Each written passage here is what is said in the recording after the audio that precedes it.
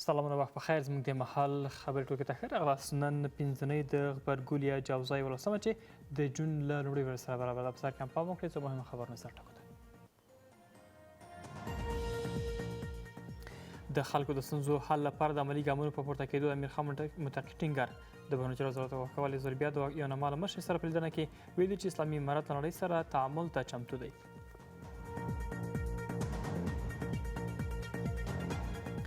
له بازارونو څخه د زړو بانکنوټونو د راټولولو او نویو افغانیو د ویش د بهیر پیل. هیوادوال له دې اقدام څخه هرکلی کوي او وایي چې زړو بانکنوټونو خلکو ته په بازارونو کې کړکېچ زېږولی و.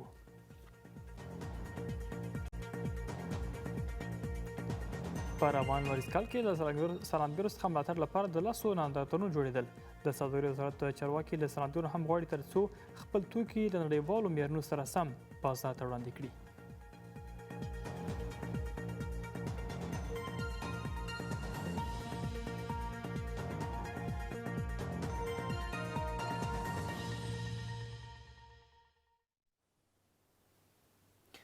بشپړ خبرونه.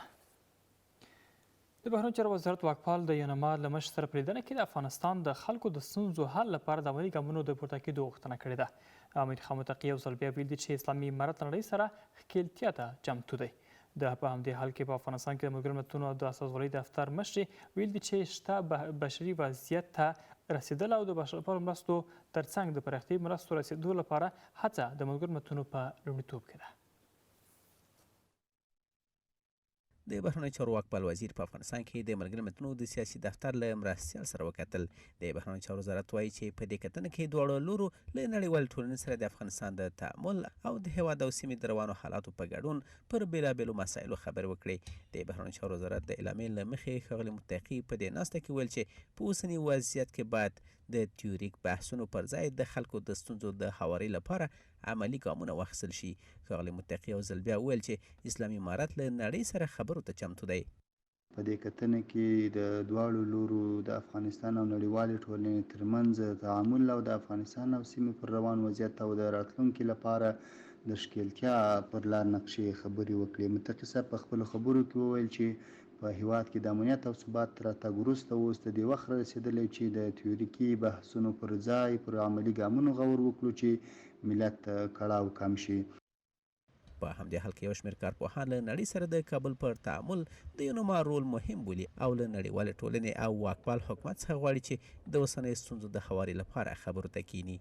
در چنین شرایط نیاز مبرم است تا حکومت فعلی افغانستان و جامعه جهانی برای از بین بردن بحران‌هایی که فعلا مردم افغانستان دامنگیر آن است یکجا و مشترکانه گام بردارند. د افغان حکومت او نړۍ ترمنځ تعامل او مفاهمه د هم د افغان حکومت اړتیا ده او هم د نړۍ او یونما په دې اړه مثبت نقش ترسره کوي شي.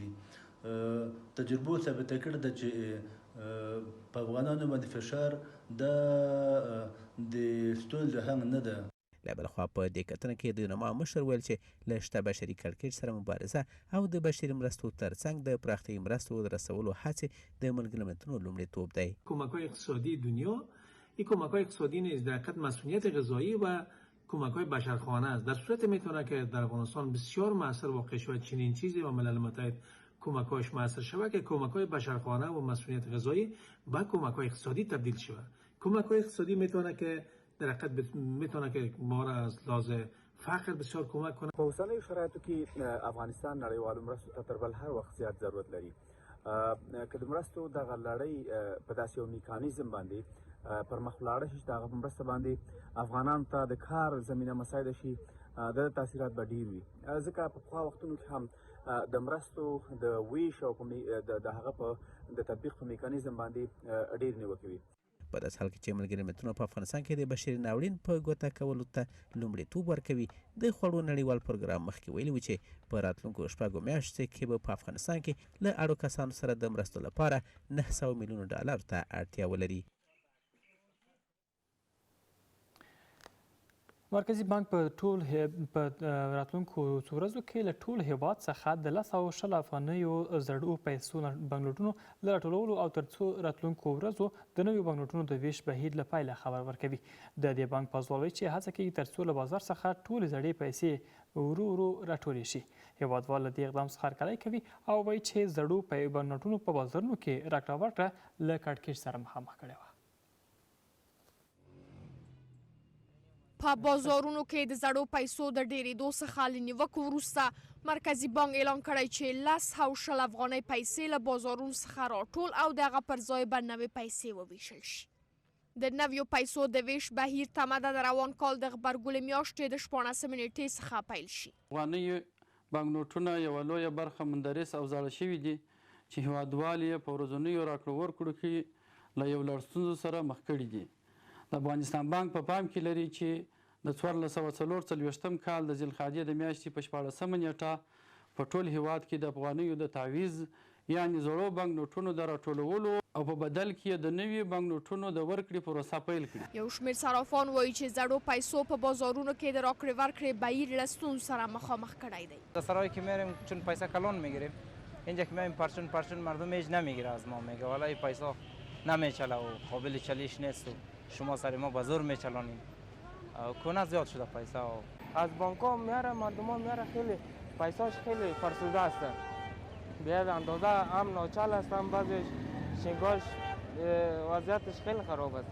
والا اینجا باز ما مشتری ها رو میتیم و میگه نه والا این کونه است. د مرکزي بانک پازوال ټینګار کوي چې هڅه کیږي نورې زړې پیسې هم په تدریجي ډول ټولې او نوې پیسې بازارونو ته دننه شي.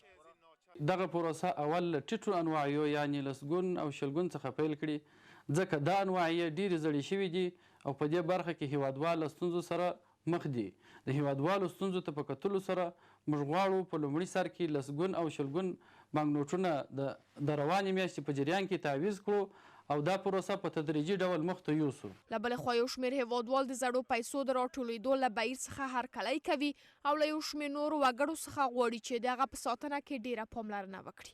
خواستی مثلا بانک مرکزی به این باشه که چالش ها کمتر شد یا پول های ناچل از بازار چست. این گپی نیست است که 20 30 50 همینطور مرحله بنه تا 500 و 1000 زیاده پول های کلانتری 500 و 1000 ما حتی خراب شده است. خوش هستیم که اگه پیسای مندرج پس گرفته شود و باید خود هموطنان ما همشهریان ما باید یک قبال مسئول باشه. اما تا که پولای خارج ما بسیار خوب نگاه میکنیم باید از او کده پول افغانی خود ما را خوب بیشتر نگاه کنیم که یک هویت خود ماست. له دې سره د مرکزي بانک په خبرپاڼه کې راغلي چې په مرکز او ولایتونو کې د دې بانک استازولۍ او ټول سوداګریز بانکونه مکلف دي چې زړې 100 افغانۍ پیسې راټولې کړي او د ټاکل شوي کړنلارې پر بنسټ د فیس او کمیشن پرته هغه په نویو پیسو بدل کړي. د سوداګرۍ او صنایعو وزارت په روان لمریز کال کې له سوداګرو څخه ملاتړ او د دوی محصولاتو ته بازارموندنې لپاره د 100 کورنیو نندارتونو له جوړېدو خبره ورکوي. د دې وزارت چارواکي له صنعتګرو غواړي تر څو خپل توکي له نړیوالو معیارونو سره سم بازار ته وړاندې کړي. بیبي شیرینه له تېرو شلو کلونو راهیسې د لاسي صنایعو په برخه کې کار کوي چې پکې د دودیزو جامو او ګاڼو پلورل هم شامل دي. د هغې تر څنګ نورې ښځې هم په دې لاره کې د خپلو کورنیو ملاتړ کوي. دا وایي چې په دې وروستیو کې د دوی د محصولاتو د پلور بازار ښه شوی خو له واکپال حکومت څخه غواړي چې د صنعتکارانو ملاتړ وکړي او د هیواد کورنیو صنایعو ته د بازار موندنې په موخه نور نندارتونونه هم جوړ کړي. از دولت اینمی خواهش دارم که باید خانم‌ها را رشد بده و آقایان رشد بده که بتونه کل مردم از این صنعت خود افغانستان یعنی استفاده کنه و هم مردم در کار مفته و هم خانم‌ها دستشان در کار دسترسی پیدا میکنن. له بلې خوا د اقتصادي چارو یو شمېر کارپوهان وایي چې د کوچنیو او منځنیو صنایعو ملاتړ به زیاتې دندې پیدا کړي او کورني عواید به هم ورسره ډېر شي. توجه به تشبثات کوچک و متوسط به خودکفایی کشور بر ایجاد جای کار و رفاه اقتصادی در مجموع کمک میکنه و در افغانستان نقش تشبثات کوچک به دلیل عقب ماندگی اقتصادی بارزتر است، برای اینکه ما هنوز فابریکات بزرگی که صنایع ثقیل داشته باشه و صنایع متوسط نداریم. هر نوع سرمایه گذاری های کوچک و متوسط باعث اشتغال زایی میشه و اشتغال زایی سبب میگرده که فقر در کشور کاهش پیدا بکنه و اکثریت کشورهای دنیا عاید سرانه‌شون در حدود 60% تشبثات خرد و متوسط تشکیل میده. په ورته وخت کې د سوداګرۍ او صنایعو وزارت وایي چې په روان مریض کال کې به د هیواد د کورنیو تولیداتو ته د بازار موندنې په هدف د هیواد په بېلابېلو ولایتونو کې لس نور نندارتونونه هم جوړ کړي. دغه وزارت د کورنیو صنایعو د کیفیت په لوړولو هم ټینګار کوي. در سال گذشته بیشتر از 20 نمایشگاه برگزار گردیده بود و نیز در سال جاری تصمیم بر این است تا 10 نمایشگاه در داخل کشور برگزار گردد که خوشبختانه در ولایت کابل، مزار شریف و هرات نمایشگاه‌ها برگزار شده و در آینده هم انشالله در کندهار، جلال آباد و دیگر شهرها هم برگزار خواهد شد. خو د روان هجري لمریز کال له پیل راهیسې په بېلابېلو ولایتونو کې ګڼ نندارتونونه جوړ شوي چې صنعتکاران په ځانګړې توګه متشبثې مېرمنې د سوداګرۍ د ښه کېدو په اړه خوشبینه کړي دي. د اوسپنلیک کې نړیوال ټولنې منځنۍ اسیا برخې غړو په ترکیه کې تخنیکي ناستې ترسره او د افغانستان د اوسپنې پټلۍ په پراختیا، سیمه ییزې نښلېدو او همداشان د هېواد د اوسپنې پټلۍ کارکوونکو ته د روزنې پر وړاندې ټینګار وکړ. د هېواد د اوسپنې پټلۍ ادارې ویان وایي چې په دې ناسته کې د دې ادارې مشر د هېواد د اوسپنې پټلۍ په اړه معلومات ورکړي او د دې ادارې لاسته راوړنې او برنامې هم د دې ناستې ګډونوالو سره شریکې کړي دي. په دې ناسته کې د سیمه ییزو نښلېدو، انتقالاتو ګړندیتوب او معیاري کېدو پر سر هم او همداشان د ډیجیټلي خدمتونو پر وړاندې کېدو او اوسپنې له لارې د چاپیریال د ککړتیا پر مخنیوي خبرې شوي دي. د افغانستان د اوسپنې پټلۍ ادارې لپاره دا یو فوق‌العاده ښه مجلس و. دغه مجلس کې د غړیو هیوادونو استازو ډاډ څرګند کړ چې دوی به د افغانستان د اوسپنې پټلۍ په پراختیا کې، سیمه ییز اتصال کې، د افغانستان د اوسپنې پټلۍ ادارې د کارکوونکو په روزنه کې د افغانستان د اوسپنې پټلۍ ادارې سره کومک کوي.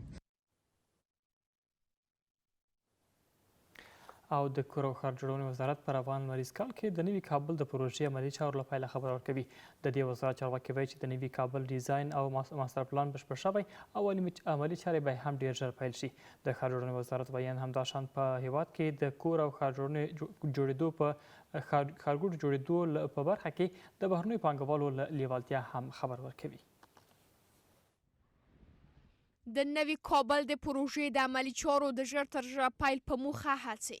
د مسکن او ښار جوړونې وزارت چارواکي وایي د نوي کابل د پروژې ماستر پلان او طرحه بشپړه شوې او د دې سترې پروژې عملي چارې به ډېر ژر پیل شي. د دوی په وینا د دې پروژې په بشپړېدو سره به په پلازمینه کې ګڼه ګوڼه هم کمه شي. د کابل جدید دغه کوم کارونه چې دي، که ماستر پلان ده، که تفصیلي پلانونه دي، که سټرکچر یا ساختماني پلانونه دي یا نور پلانونه، طرح او ډیزاینونه، دا مکمل هر څه ختم شوي دي. اوس یوازې کار عملي هغه ته پاتې ده چې عملي کارونه شروع کړو.